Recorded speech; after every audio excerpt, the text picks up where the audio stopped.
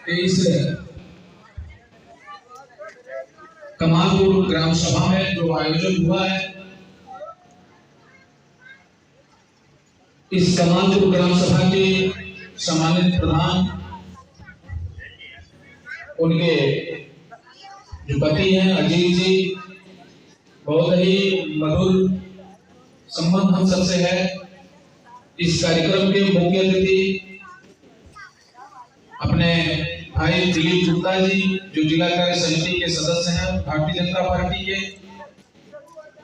अपने पार्टी के वरिष्ठ नेता, हम सबके अभिभावक आदरणीय श्री कमलेश पांडे जी, और इस ग्राम सभा के सम्मानित सचिव शैलेश जी, और कार्यक्रम का संचालन कर रहे हैं, उसका संचालन कर रहे हैं अपने आशुतोष सिंह जी, जो आप भी ग्राम विकास अधिकारी हैं।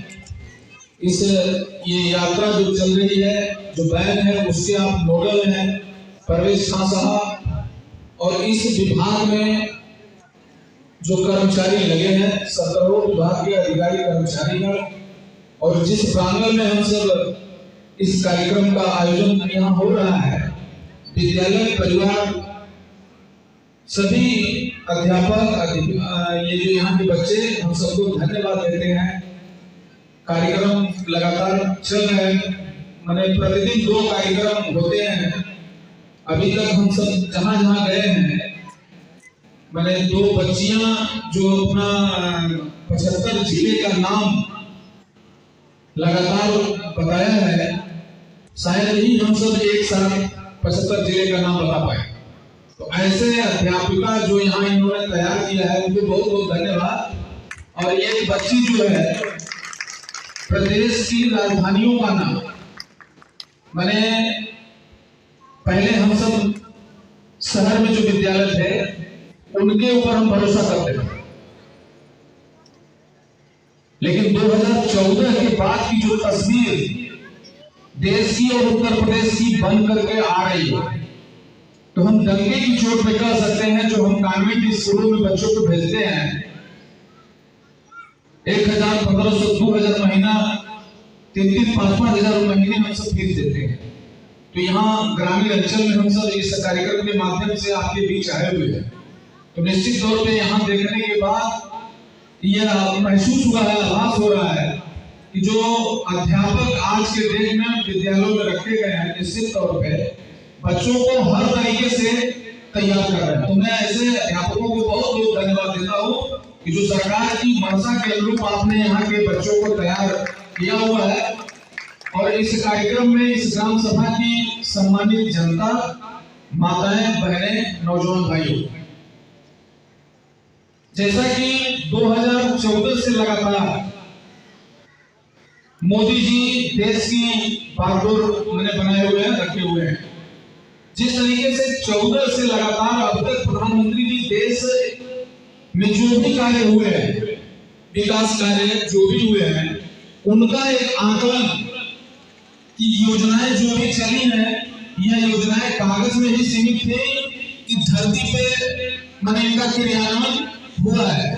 तो इस यात्रा के माध्यम से एक समीक्षात्मक भी हम सबको मैंने ये मिल जा रहा है फीडबैक, और जो उनकी सोच है 2047 तक विकसित भारत, हर क्षेत्र में भारत मजबूत हो जाए और हर व्यक्ति आत्मनिर्भर, किसी के ऊपर कोई निर्भर न रह जाए, हर व्यक्ति के हाथ को काम, हर परिवार में काम, ऐसी सोच अपने प्रधानमंत्री जी की है।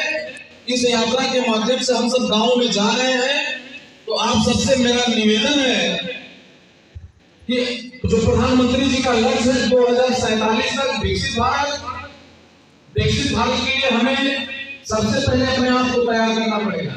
हम सब ग्रामीण अंचल के इंसान हैं, यहाँ के वातावरण को हमको चेंज करना पड़ेगा।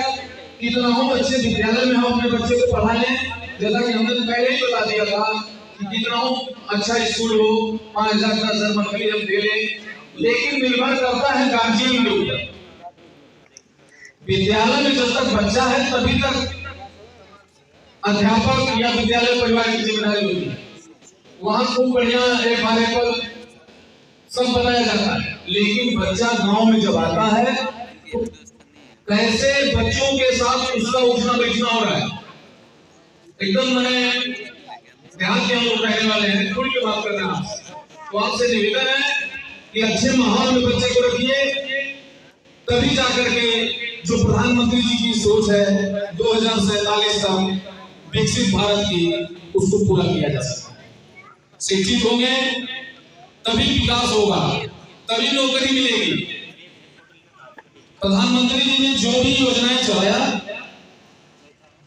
सर्वप्रथम उन्होंने 2014 में जब बागडोर पकड़ा तो माताओं के दर्द को उन्होंने समझा कि ग्रामीण क्षेत्रों में जो माताएं बहनें हैं, गांव में जब खाना माने चूल्हे पे खाना बनने लगा, उन्होंने उसको देखा था, उस दर्द को उन्होंने समझा। इसी बलिया के फेफना से उन्होंने उज्ज्वला गैस योजना का प्रारंभ किया। उज्ज्वला गैस योजना पहले कुछ ऐसे गांव गए कि जैसे हम किसी के घर गए, उनके घर अगर खाना पकाता सिलेंडर आता था तो पूछते थे लोग ये है क्या है। लेकिन आज धन्य है मोदी जी, किसी से नहीं पूछे कि आप किस जाति के हो, किस धर्म के हो, किस मजहब के हो। आज की आय का स्रोत क्या है, किसी से नहीं पूछा गया।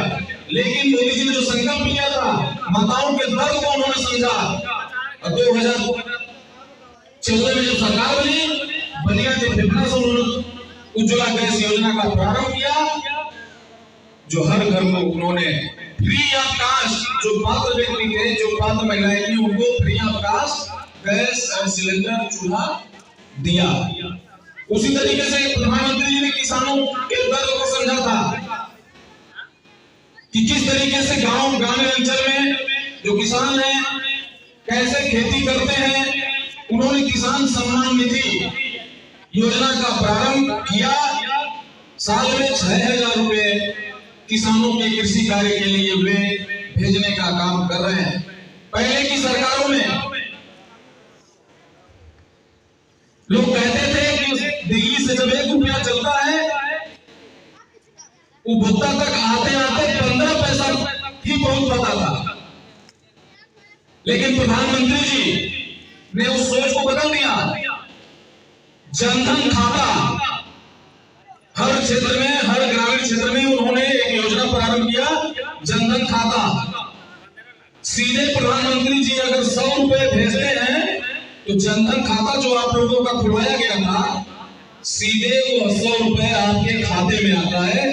कोई नहीं कहता है कि बीच में किसी बिचौलिए ने हमारे पैसे को ले लिया। तो ये है परिवर्तन।